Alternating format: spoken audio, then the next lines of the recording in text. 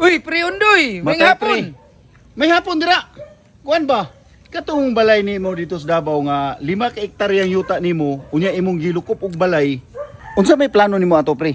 Balikan pa to nimo pre nga, di ba? Naputlan maka ato og tubig kurinti. Ay, balikan ko to, pre. Uy, Mayo. kay na karon pre. Balikan ko to, pre, kay anugong ka to, pre. Na 5 ka swimming pool taas ato, pre. Oh. 5 pud sa ubos na pulo tanan. Sus, pre. Ano kon mo lang? Oo. Balikan nimo to karon pre. Mahunong lang ning kuan, pre. Oh. Isyo sa plug control. Oh, Ako to balikan, pre. nya pre. Unsa nga pagkahunong nga ng isyu sa flood control pre nga ang sunod nga presidente pre, si Sara Duterte naman pre. Mga Duterte na may muhawak sa tong nasud karon pre.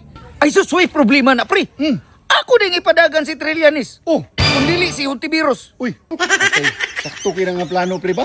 Oo. Matay naka-idea sa gana ba? Pero pre, matay pre kung kana malang gani nga tandem na sila pre nga mao gyud na imong ipambato padagan pre. Ayaw na lang pre kay maggasto-gasto lang ka pre. Di naman gyapon nila kadaog pre kay mga bago na makina sila tai.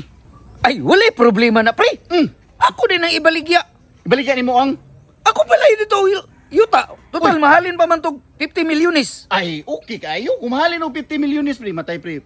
Basi ikaw na siguro ang mudagan ana pre. Ay, dili, pre. Okay. Nay akong tao nga ako'y padagan, pre. Mo ba? Oo. Nakikandidato nga Nay akong kandidato daan sa presidente o sa vice. pambato nimo. Pambato na ko. Matay pre.